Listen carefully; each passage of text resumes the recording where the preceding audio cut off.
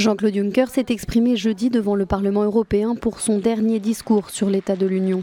Une allocution dans laquelle le président de la Commission européenne est revenu sur les grands dossiers qui ont animé l'année écoulée, la crise migratoire, le Brexit et la montée du nationalisme.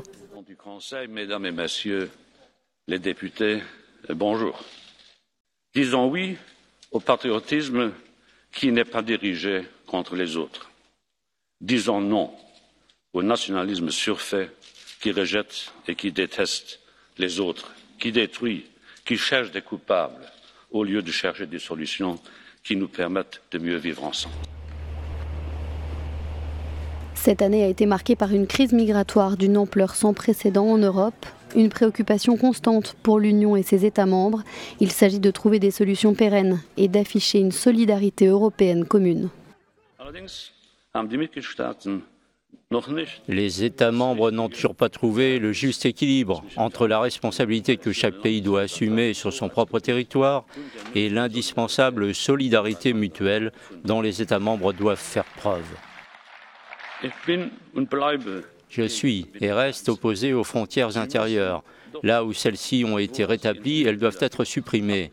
Si elles restaient en place, ce serait un retour en arrière inacceptable au regard de ce qu'est l'Europe et de ce qu'elle peut devenir.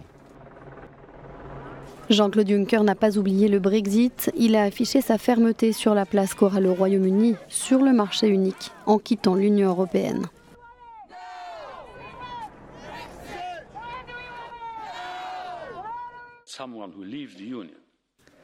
Un pays qui quitte l'Union ne peut pas jouir d'une situation aussi favorable qu'un État membre. Si vous quittez l'Union, vous ne faites bien évidemment plus partie de notre marché unique et vous ne pouvez certainement pas y participer à la carte. Le président de la Commission a clôturé son discours sur une déclaration d'amour à l'Europe, très chaleureusement applaudie. Il y a quelques années, je vous ai dit, ici même, que l'Europe était la grande affaire de ma vie. Oui, j'aime l'Europe et je continuerai de le faire. Merci de m'avoir écouté.